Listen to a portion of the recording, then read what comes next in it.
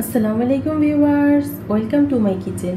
আজ আমি আপনাদেরকে পটেটো ললিপপ তৈরি করে দেখাবো। তো আসুন দেখে নিই এর প্রস্তুত প্রণালী। এখানে আমি মাঝারি সাইজের দুটো আলুকে সিদ্ধ করে ম্যাশ করে নিয়েছি।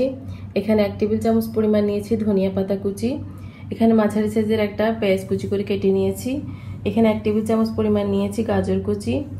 কাঁচামরিচ কুচি নিয়েছি 3টা। আপনারা যদি ছোট বাচ্চাদের জন্য করেন তাহলে কাঁচামরিচের পরিবর্তে কালো গোলমরিচের গুঁড়ো ইউজ করতে পারেন।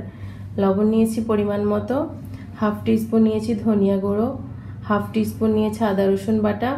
আর নিয়েছি 1/2 টিস্পুন চাট মশলার গুঁড়ো।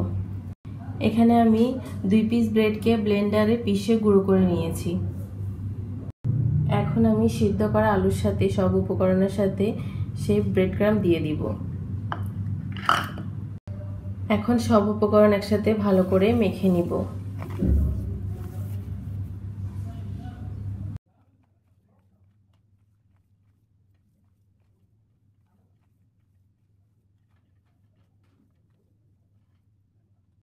সব উপকরণ ভালো মতো মিক্স করা হয়ে গেছে। এখানে আমি হাতে সামান্য একটু তেল মেখে নিয়েছি। এখন আমি আলুর মিশ্রণ থেকে অল্প অল্প করে নিয়ে ললিপপের শেপে ছোট ছোট বল তৈরি করে নিব।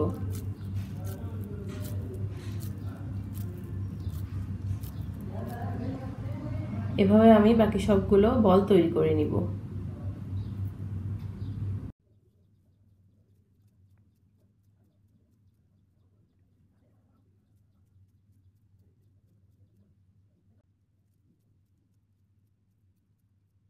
আমার সবগুলো পটেটো বল তৈরি হয়ে গেছে।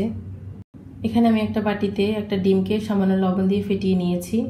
এখানে আমি একটা প্লেটে 1 কাপ পরিমাণ ব্রেড ক্রাম্ব নিয়েছি। এখন আমি একটা একটা করে পটেটো বলকে ডিমে ডুবিয়ে ব্রেড ক্রাম্বে গড়িয়ে নেব।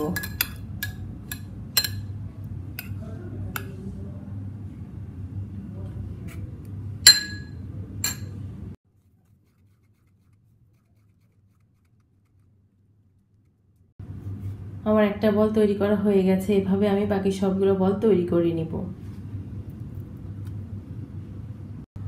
সবগুলো পটেটো বল ব্রেড ক্রাম্বে কোট করা হয়ে গেছে। এখন ভাজার পালা। চুলে আমি একটা প্যানে তেল গরম হতে দিয়েছি। তেল হালকা গরম হয়েছে। এখন আমি পটেটো বলগুলো দিয়ে দিব।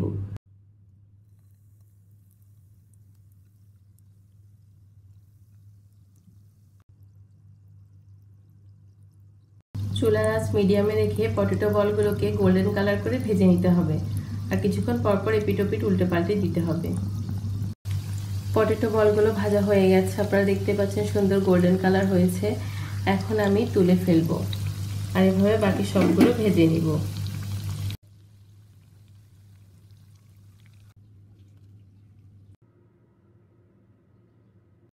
তৈরি হয়ে গেছে আমার পটেটো ললিপপ। এটা আপনারা বিকেলের নাস্তায় অথবা বাচ্চাদের টিফিনেও দিতে পারেন। আশা করি আমার আজকের রেসিপিটি আপনাদের ভালো লাগবে। আর আমার রেসিপিটি যদি আপনাদের ভালো লেগে থাকে তো প্লিজ আপনারা লাইক, শেয়ার আর সাবস্ক্রাইব করতে ভুলবেন না। সবাই ভালো থাকবেন। আল্লাহ হাফেজ।